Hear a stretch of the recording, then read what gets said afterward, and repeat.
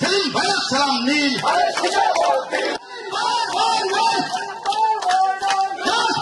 এবং অধর্মের অভ্যুত্থান ঘটে, তখন ঈশ্বর অবতার রূপে সেখানে নিজেই অবতীর্ণ হন এবং সবচেয়ে ঘোষিত বেগম শেখ হাসিনা যাকে তাকে বাড়ি ছাড়া করেছেন, আল্লাহ তাআলার এমন এক বিচার, উনি খালেদা জিয়াকে বাড়ি ছাড়া করেছেন কিন্তু দেশ ছাড়া করতে পারেন না। আর আজকে সেই ঘোষিত বেগম শুধু বাড়ি না, উনি দেশ করতে বাধ্য হয়েছেন। শুধু তাই করেন নাই, সাথে সাথে গোপালগঞ্জ জেলাকে সারা বাংলাদেশের কাছে কলঙ্কিত করেছেন। বন্ধুরা, আমরা একটা কথাই আমি বলে শেষ করব, মোকশেদপুরে যদি আমরা ঐক্যবদ্ধ থাকি, সারা মোকশেদপুরে এই ঐক্যবদ্ধ হবে।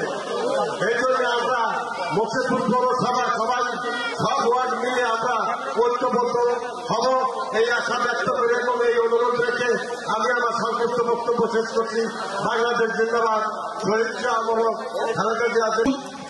আমরা সকলে ঐক্যবদ্ধভাবে আমাদের প্রিয় নেতা জনাব তারেক রহমানের নেতৃত্বে যে গণতন্ত্র প্রতিষ্ঠার যে আন্দোলন চলমান, সেই আন্দোলন সফল করার মধ্য দিয়ে এদেশে আবারও গণতন্ত্র প্রতিষ্ঠা করি, আমাদের ভোটের অধিকার, মাতের অধিকার প্রতিষ্ঠা করি। বন্ধুরা আমার, আপনাদের প্রত্যক্ষ ভোটের মাধ্যমে যদি এদেশে আবার বিএনপি ক্ষমতা আসে, ইনশাআল্লাহ আমাদের প্রিয় নেত্রী দেশনেত্রী বেগম খালেদা জিয়া এবং আমাদের প্রিয় নেতা জনাব তারেক রহমান এমন একটি বাংলাদেশ উপহার দিবেন, এমন একটি সুন্দর বাংলাদেশ উপহার দিবেন, একটি অসাম্প্রদায়িক বাংলাদেশ উপহার দিবেন, একটি সামনের বাংলাদেশ উপহার দিবেন, একটি আধুনিক স্বনির্ভর বাংলাদেশ উপহার দিবেন।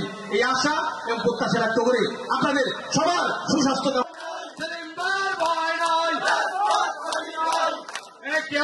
কেউ উঠবেন, আপনারা নিজ নিজ স্থানে বসে থাকুন। আমাদের ওই যারা তবরক বিতরণ করবেন তারা প্রত্যেকের আপনাদের কাছে যাবেন, আপনারা একটু স্থির হয়ে বসে থাকবেন। এ পর্যায়ে সভাপতি বক্তব্য রাখবেন বাংলাদেশ জাতীয়তাবাদী দল বখতপুর পৌর শাখা ৬ নং ওয়ার্ড বিএনপির সংগ্রামী সভাপতি জনাব রুস্তম মোল্লা। জনাব রুস্তম মোল্লাকে সভাপতি বক্তব্য রাখার জন্য অনুরোধ করছি। তার ফাঁকে ফাঁকে আমরা আমাদের স্বেচ্ছাসেবী বাহিনীকে প্রত্যেকের হাতে হাতে তবরক পৌঁছে